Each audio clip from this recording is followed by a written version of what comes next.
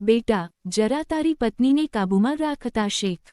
તમે લોકો ઘર પરિવારની સાથે નથી રહેતા, બહાર રહો છો. એનો અર્થ એ નથી કે વહુ જ્યારે અમારી સાથે રહેશે ત્યારે અમારી સાથે બદતમીજીથી બિનાદરપૂર્વક વાત કરશે. તેણે તારી બહેનનું પણ અપમાન કર્યું છે અને આ બધું તે તારી આંખો સામે જોઈ લીધું છે. હવે તો રમેશથી સહન ન થયું અને તેણે જોરદાર તમાચો થપ્પડ શાલુને મારતાં કહ્યું કે અત્યારે મારી માં અને બહેન પાસે માફી માંગ. શાલુ આશ્ચર્યથી આંખો ફાડીને પતિ તરફ જોતી રહી ગઈ. સાસુની જૂઠી ફરિયાદ પર રમેશે તેને બધાની સામે તમાચો મારી દીધો હતો. શાલુ પીડા અને અપમાનથી તરફડી ઉઠી. જે પતિની સાથે તે સુરક્ષિત અનુભવતી હતી, આજે એ જ પતિએ તેના પર હાથ ઉઠાવ્યો હતો. તેની સાસુ નણંદ કુટિલતાથી, ખરાબ ભાવથી હસી ઉઠી. ત્યારે શાલુએ સિસકતા ધ્રુસકે કહ્યું કે થપ્પડ પણ મને પડી છે અને માફી પણ હું જ માંગું. તમને ખબર પણ છે કે આ લોકોએ મારી સાથે શું કર્યું છે? જે તમે આખી વાત જાણ્યા વગર મારા પર હાથ ઉઠાવી દીધો. હું તમારી પત્ની છું, રમેશ. તમારે મારી વાત પણ સાંભળવી જોઈતી હતી. આ રીતે એકતરફી નિર્ણય લેવાથી તમે ભલે એક સારા ભાઈ અને દીકરા બની જશો, પણ એક સારા પતિ ક્યારેય નહીં બની શકો. તેની સાસુ દામિનીજી રમેશને ભડકાવતા બોલ્યા કે જોઈ રહ્યો છે બેટા? હવે તો આ તારા પર પણ આંગળી ઉઠાવી રહી છે. હું તો કહું છું કે જમકર, ખૂબ સારી રીતે તેની ધોલાઈ કર. સાસુની વાત સાંભળીને શાલુ ક્રોધથી ફાટી પડી અને કહેવા લાગી કે તમે તો ઈચ્છો છો કે અમારો સંબંધ ખરાબ થઈ જાય. તમને પ્રેમથી રહેતા દીકરા વહુ પસંદ નથી કે શું? રમેશ ગુસ્સાથી તીવ્ર અવાજમાં બોલ્યો, હવે આ બદતમીજી બંધ કરીશ કે નહીં? શાલુ ગુસ્સાથી બીફર ઉઠી, ભડકી ઉઠી અને કહેવા લાગી, બસ, બહુ થયું. મારે એવા માણસની સાથે નથી રહેવું, જેને મારી પીડાની કોઈ પરવાહ જ નથી. જે આખી વાત જાણ્યા વિના જ મારા પર હાથ ઉઠાવે. આટલું કહીને તે ગુસ્સામાં પોતાના રૂમમાં ગઈ. તેણે પોતાનો સુટકેસ પેક કર્યો અને તરત જ ઘરમાંથી બહાર નીકળવા લાગી. રમેશનો ગુસ્સો વધુ ભડકી ઉઠ્યો. તે કહેવા લાગ્યો કે જો એક ડગલું પણ ઘરની બહાર કાઢ્યું તો ફરી ક્યારેય તને મારા જીવનમાં સામેલ નહીં કરું. શાલુ કહેવા લાગી કે મને તમારી પાસેથી કોઈ ઉમ્મીદ અપેક્ષા પણ નથી. એ સમયે બંનેનો ગુસ્સો એટલો ભડકી ગયો હતો કે તેમને સમજાવવા પણ મુશ્કેલ હતા.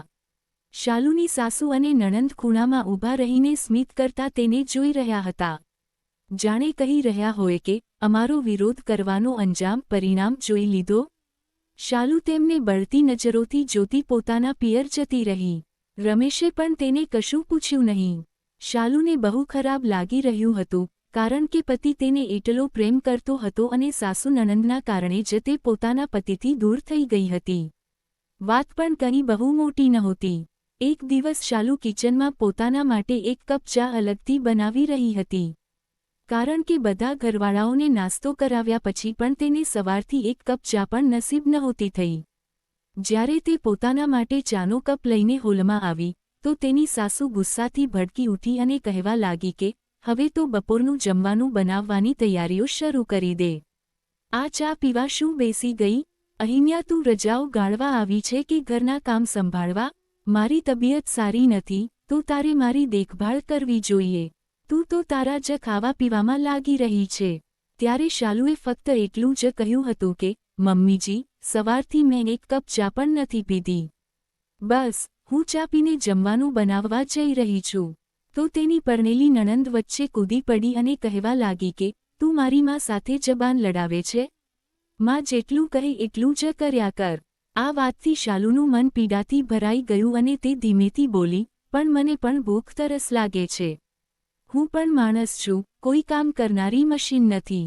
એક તો તમે લોકોએ ઘરની બાઈને પણ કામ પરથી કાઢી મૂકી છે. બધું કામ હું સંભાળી રહી છું. ઓછામાં ઓછું મને ખાવા પીવાના સમયે તો ન ટોકો. કેટલી ભૂખ લાગી છે મને. હું ભૂખ્યા પેટે કામ નથી કરી શકતી.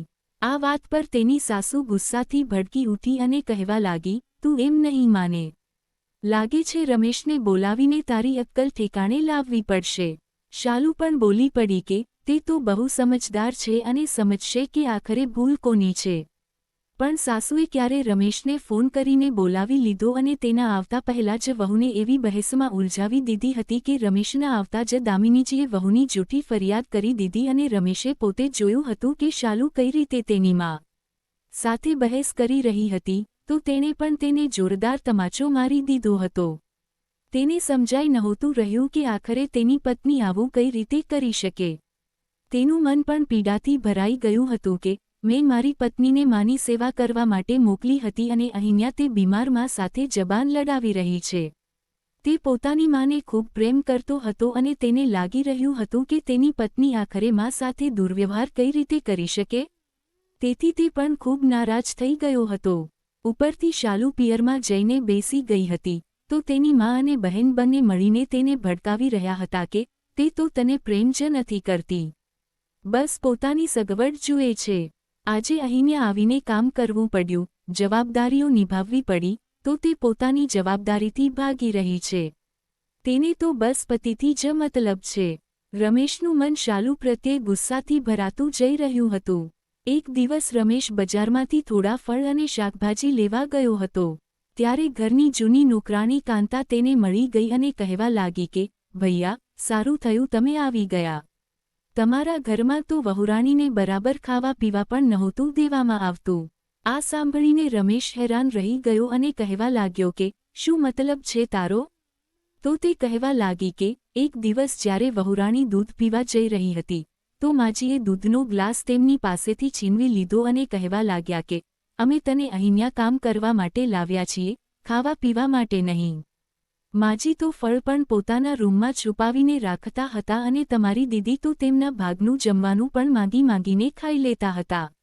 મેં પોતે ઘણીવાર જોયું છે કે વહુરાણીને જમવાનું ઓછું પડતું હતું અને એક દિવસ તો હું બાજુના ઘરના આંગણામાં ઝાડુ લગાવી રહી હતી ત્યારે મેં સાંભળ્યું કે વહુરાણીને એક કપ ચા માટે પણ ઘણું સંભળાવવામાં આવી રહ્યું હતું અને તેમને ધમકી આપવામાં આવી રહી હતી કે હું રમેશને બોલાવીને બધું કહીશ. સારું થયું તમે આવી ગયા, પણ તમે તો વહુરાણીને એટલો પ્રેમ કરો છો તો તમે તો સમજી જ શકો છો કે તેમને કંઈ ખોટું નહીં કર્યું હોય. આ સાંભળીને રમેશની આંખો આશ્ચર્યથી પહોળી થઈ ગઈ. તેણે તો ક્યારેય સપનામાં પણ નહોતું વિચાર્યું કે તેની મા અને બહેન તેની પત્નીની જૂઠી ફરિયાદ કરી રહ્યા હશે. તે હકલાતા અટકાતા બોલ્યો, તો શું શાલુમાની દેખભાળ સારી રીતે કરી રહી હતી? તો તે કહેવા લાગી, હા ભૈયા, અને વહુરાણીના આવ્યાના એક અઠવાડિયા પછી જ એ લોકોએ મને કામ પરથી કાઢી મૂકી અને ઝાડુ પોતું કરવાની બધી જવાબદારી પણ વહુરાણી પર જ નાખી દીધી. હજી ગઈકાલે જ માજી કોઈ બીજી કામવાળી બાઈને શોધી રહ્યા હતા કારણ કે મેં તો ત્યાં ફરીથી જવાની સાફ ના પાડી દીધી છે. ભાઈ, જ્યારે ઘરમાં વહુની સાથે એટલું ખોટું થાય અને મારો પણ પગાર જ્યારે ત્યારે કાપી લેવામાં આવે તો હું ત્યાં કામ કેમ કરું? સારું, તમે વહુરાણીનું ધ્યાન રાખજો અને આ વખતે તેમને પોતાની સાથે જ લઈને જજો કારણ કે તમારી માતાજીની તબિયત પણ કંઈ ખાસ ખરાબ નહોતી. એ તો મેં એક દિવસ તેમને ફોન પર વાત કરતા સાંભળી લીધા હતા. તે પોતાની દીકરીને કહી રહ્યા હતા કે બીમાર હોવાનું બહાનું બનાવીને વહુને બોલાવીશ અને થોડા દિવસ તેની પાસે સેવા કરાવીશ. આ બધું સાંભળીને રમેશને ખૂબ ક્રોધ આવી રહ્યો હતો. તે પોતાના ક્રોધને દબાવીને ઘરે પહોંચ્યો અને તેણે પોતાની મા અને બહેનને સીધું બધું પૂછી લીધું. તો તેની મા અને બહેન તેના પર જ આરોપ લગાવવા લાગ્યા કે તું તારી જોરુનો ગુલામ થઈ ગયો છે કે શું? રમેશ ગુસ્સાથી બૂમ પાડતા બોલ્યો કે જો હું મારી જોરુનો ગુલામ હોત તો તે દિવસે તમારા કહેવા પર ગુસ્સામાં તેને થપ્પડ ન મારી દેત. પણ કદાચ હું જ ખોટો હતો. મારી ભૂલ હતી કે તમારા લોકો પર ભરોસો કરીને મેં ગુસ્સામાં તેના પર હાથ ઉઠાવ્યો. તમને લોકોને સારી રીતે ખબર છે કે મારો ગુસ્સો તીવ્ર છે, પણ એનો અર્થ એ નથી કે હું એટલો પાગલ છું જે તમારી સચ્ચાઈ સમજી ન શકું. આટલું કહીને તે તરત જ પોતાની પત્નીના પિયર પહોંચી ગયો. ત્યાં જઈને તેણે શાલુને મનાવવાની કોશિશ કરી. શાલુને ખૂબ ઊંડો ઘાવ ચોટ પહોંચ્યો હતો, પણ તે વારંવાર માફી માંગવા લાગ્યો તો શાલુએ તેને માફ કરી દીધો. રમેશ સીધો તેને લઈને પોતાની જોબ લોકેશન પર જતો રહ્યો. 2 મહિના પછી ખરેખર દામિનીજીની તબિયત ખરાબ થઈ અને તે રમેશને કહેવા લાગ્યા કે વહુને મારી સેવા કરવા માટે મોકલી દે.